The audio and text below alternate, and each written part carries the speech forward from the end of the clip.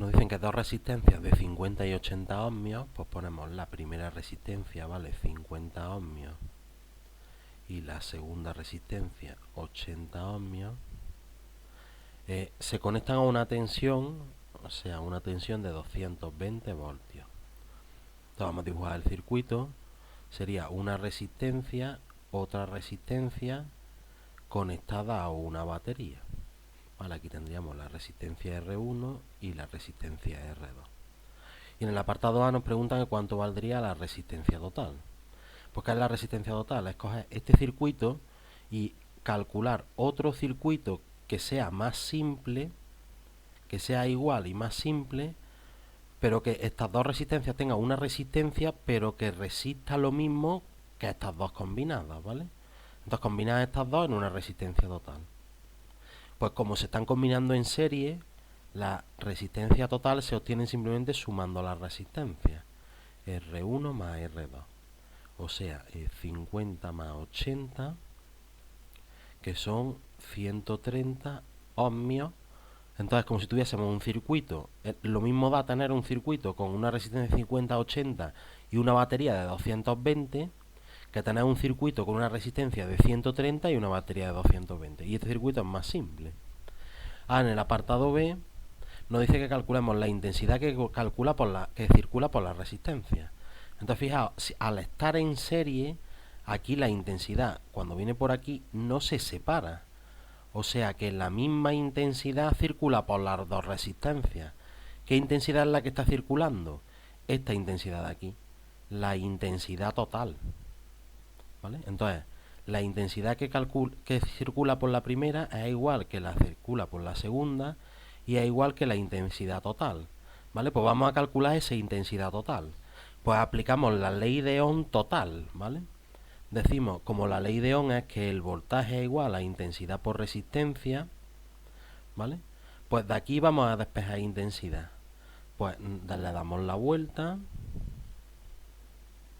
y decimos que la intensidad es el voltaje entre la resistencia. Pues entonces la intensidad total será el voltaje total entre la resistencia total, ¿vale? Pues si os fijáis aquí, el único voltaje que hay es esta pila, pues el voltaje total es 220 y la resistencia total es lo que hemos calculado antes, 130. Pues 22 entre 13 da 1,69, o sea, más o menos 1,7 amperios. Y ahora en el apartado C nos dice que calculamos la caída de tensión en cada resistencia. ¿Por qué? Porque al estar en serie, estos 220 voltios que sube esta, ¿vale? Estos 220 voltios que sube la batería, que es el incremento de V total, se bajará en dos incrementos de V. Habrá el... perdona. No sé, vamos a dejarlo como incremento. Aquí sube y aquí baja. En la primera resistencia baja un poco y en la segunda resistencia baja otro poco. Entonces, ¿ahora qué es lo que tenemos que hacer? Aplicar la ley de Ohm, pero para cada resistencia, ¿vale? Entonces, vamos a primero, como nos pregunta la tensión, pues ponemos que la tensión es igual a intensidad por resistencia. Entonces, el voltaje en la primera resistencia será la intensidad en la primera resistencia por el valor de la primera resistencia. Y se nos olvidó aquí poner antes 1,7 amperios. Y hemos dicho que tanto por la primera como por la segunda, como están en serie, circulan 1,7 amperios. ¿Vale?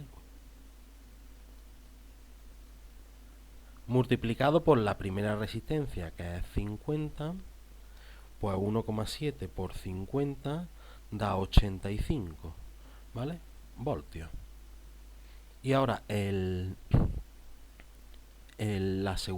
voltaje en la segunda resistencia, pues lo mismo será la intensidad en la segunda resistencia por el valor de la segunda resistencia. En la segunda resistencia pasa lo mismo que en la primera y multiplicado por 80, pues 1,7 por 80 da 136 voltios. Entonces, si os fijáis, primero cae 85 y luego cae 136, para ver que no nos hemos equivocado, si sumamos, ¿vale? En teoría, el voltaje total, va a ser igual al voltaje que caiga en la primera más el voltaje que caiga en la segunda, porque ahí ya no va a caer más voltaje.